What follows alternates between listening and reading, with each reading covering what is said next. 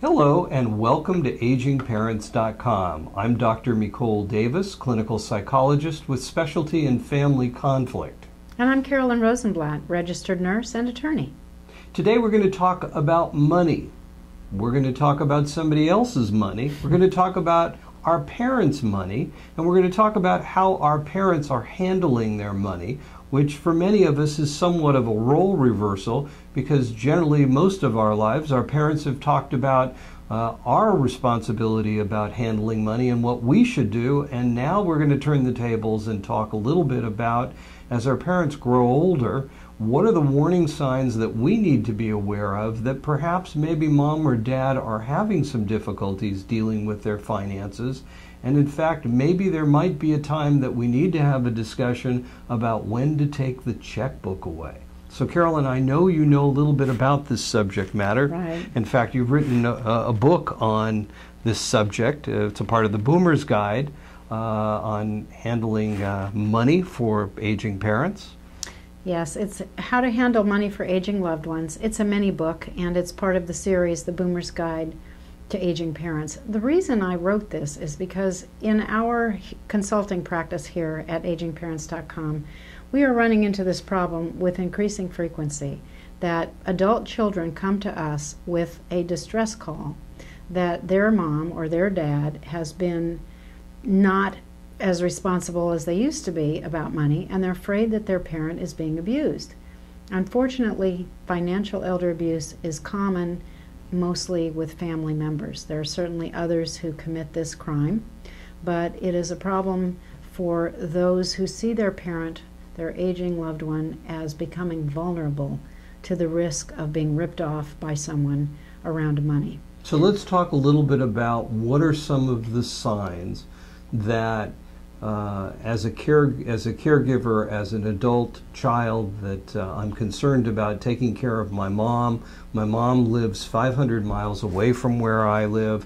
How might I know when I go to visit her or when I talk to her on the phone that mom is having problems handling her finances? One of the first warning signs to look out for is one of the first warning signs of dementia, and that is forgetting important things. If your parent begins to repeat himself or herself, telling you a story about something that went on in their day or something they think is important, and then starts telling you the same thing 5 minutes later and then maybe tells it to you one more time before the conversation is over, that's a warning sign of dementia, that kind of memory loss about what they've just said. When a parent begins to forget to pay bills, they're getting into dangerous territory because utilities can be cut off. They may get into being late on a mortgage payment or any other kind of recurring monthly payment. And it's risky because the adult child may not be aware of this until they actually see their elder in person. But for those who are living at a distance, if your parent is getting forgetful, it's not a normal part of aging to forget that you just told somebody a story. It's not a normal part of aging to forget your way home, and it's not a normal part of getting older to forget why you went to a place when you had an intention. I'm not talking about forgetting why you went in the kitchen 5 minutes later you remember. I'm talking about maybe getting in the car or getting on a bus and going somewhere and then not being able to understand why you're there. So you're disoriented. Getting just forgetful about those important things and disoriented or confused, those are dangerous signs. We know from research that's been done at a university level and in other parts of the world that people who are suffering from memory loss are very much at risk for problems in handling their checkbook. They may not be accurate in doing math.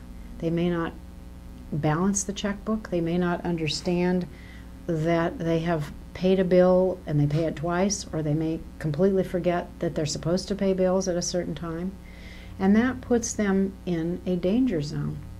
One of the worst things that happens to elders when they start to have memory loss is that their judgment may also be affected, and that again is another sign of dementia. And there's competency issues. We're not, I mean, are we talking about here that this is a degree of financial competency, or is this a whole generalized concern that the aging parent is not able to be competent and care for themselves? You know, they might sound just fine when you talk to them, except for being forgetful. They might be able to manage most aspects of their lives quite well, as they normally have. But at the very beginning stages of the dementias, this risk about not being able to handle their checkbook accurately, or worse yet, not being able to see a scam coming, which is one of the biggest problems, that's what puts us on notice that we have to take more responsibility as adult children. I think that there's another issue because, you know, there are some parents, aging parents, that have always been very financially responsible, and they have always paid their bills on time and have exercised a great degree of financial discretion. But there are also a lot of folks out there that for many, many years have not been very financially responsible. Mm-hmm. And really, how do you then discriminate between, you know, that's just mom. She tends to forget to pay her bills. She's never really been very responsible about that. And compare that with someone that perhaps it's not just mom being who mom's been, but there really are some physical organic changes that are going on that are now affecting her ability or competency to take care of these things.